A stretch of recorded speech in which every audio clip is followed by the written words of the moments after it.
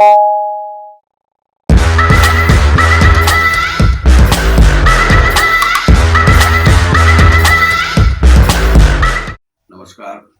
समाचार विश्लेषण पर मैं हूँ रतिकांत सुमन। आज मैं आपको यूसीसी पर बताने जा रहा हूँ। भारत सरकार कुछ फैसला लाने जा रही है यूसीसी पर, और यूसीसी भारत के लिए क्यों जरूरी है। तो आप हमारे चैनल को सब्सक्राइब करें, लाइक और शेयर करें। मैं हूँ रतिकांत सुमन। तो यूसीसी पर जो फैसला आने वाला है, और इस पर जो है बहुत सारे लोगों ने उसके विरोध में लगभग 6 करोड़ तक जो है सो फोन कॉल्स आ चुके हैं। और इसके जो अगेंस्ट में है, जो इसके साथ में है, यूसीसी के साथ में, उनके लिए भी फोन कॉल्स आ रहे हैं। उनके नंबर अभी जो है डिस्क्लोज नहीं किए गए हैं, लेकिन बहुत सारे फोन उसमें भी आए हैं कि यह होना चाहिए सिविल कोड। तो सिविल कोड क्या है कि सिविल कोड में धार्मिक रूप से आकलन नहीं होगा। पहले इस भारत को धर्मनिरपेक्ष राष्ट्र घोषित किया गया है। धर्मनिरपेक्ष यह है भी, लेकिन धर्मनिरपेक्ष होने के साथ साथ देश का कोई कानून नहीं है। और देश का एक कानून, एक व्यक्ति एक कानून अवश्य होना चाहिए। सबके लिए समांतर रूप से वह कानून होना चाहिए।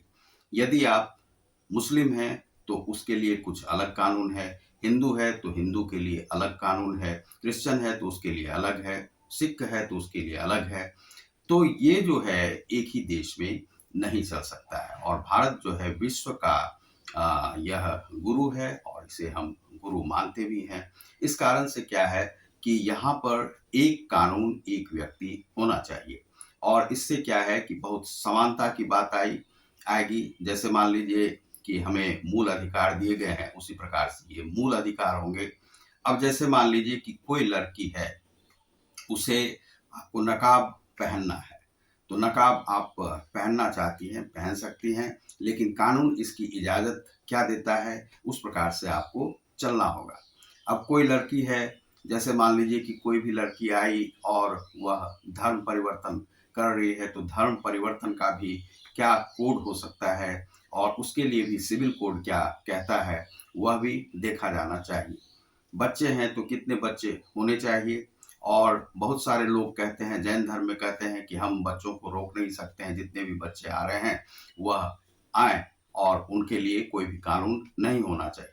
लेकिन इंदिरा गांधी का कानून कहता था कि नसबंदी कराओ, और नसबंदी से बहुत सारे लोगों की नसबंदी, जिन्हें बच्चे नहीं भी थे उनकी भी नसबंदी पकड़ पकड़ के इमरजेंसी के समय में कर दी गई थी।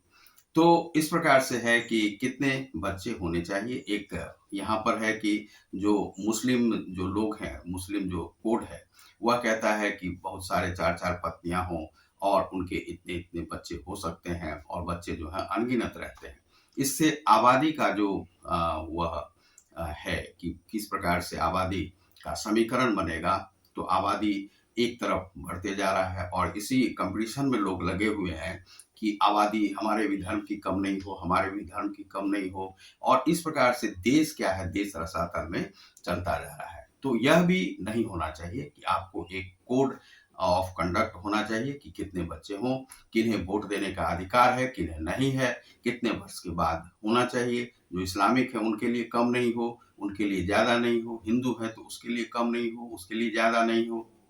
एक सिविल कोड होना चाहिए जो कि नागरिक संहिता है, नागरिक अधिकार है, यह देश में होना चाहिए। और पढ़ाई का भी क्या है, पढ़ाई सबके लिए एक समान होना चाहिए कि हिंदू भी पढ़ सके, मुस्लिम भी पढ़ सके।